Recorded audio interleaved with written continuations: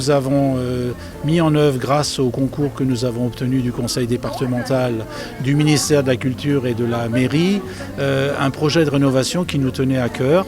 D'abord l'embellissement des façades de ce musée qui était très abîmé par le fait qu'il y avait des climatiseurs sur les façades très disgracieux. Et donc on a refait la totalité de la climatisation. On a amélioré les conditions de travail de l'équipe du musée qui était très mal installée au niveau de la cuisine. Et puis surtout, on a mis en œuvre les recommandations de la DRAC et notamment du CICRP pour améliorer la conservation de nos collections. On a 3500 menus, on a 3500 livres et on a 3000 objets, mais les conditions de conservation n'étaient pas optimum. Donc c'est un grand bond en avant pour ce musée qui se prépare à entrer de plein pied dans le XXIe siècle.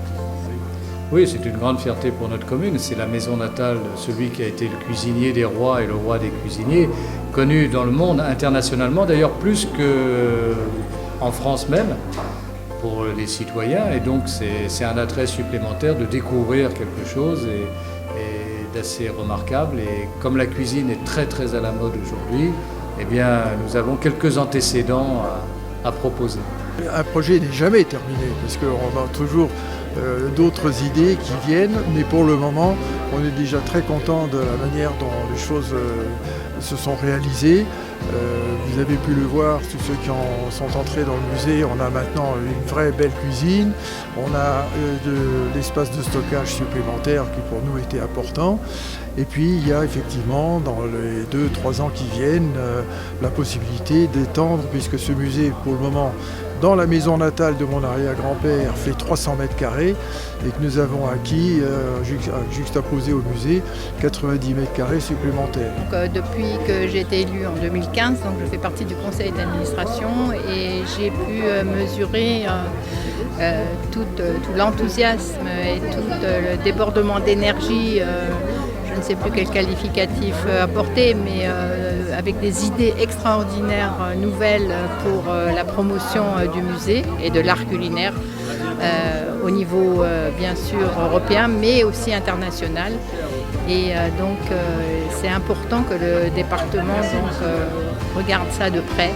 Et nous sommes vraiment intéressés à ce que ce musée soit vraiment le fleuron aussi, un des fleurons du département.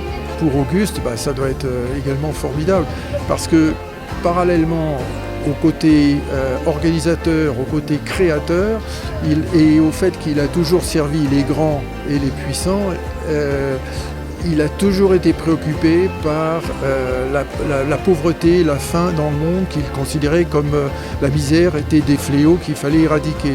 La liste des projets que nous avons est très importante. Tout à l'heure dans le discours, on parlait de ce 175e anniversaire de la naissance d'Auguste Escoffier qui aura cette année un retentissement mondial puisqu'il y aura dans 32 pays 10 000 couverts qui seront servis avec un menu identique et dans lequel on va rappeler le rôle social et l'engagement social et humaniste d'Auguste Escoffier et on prépare 2022, 2023, 2024 avec un tas de projets devant nous.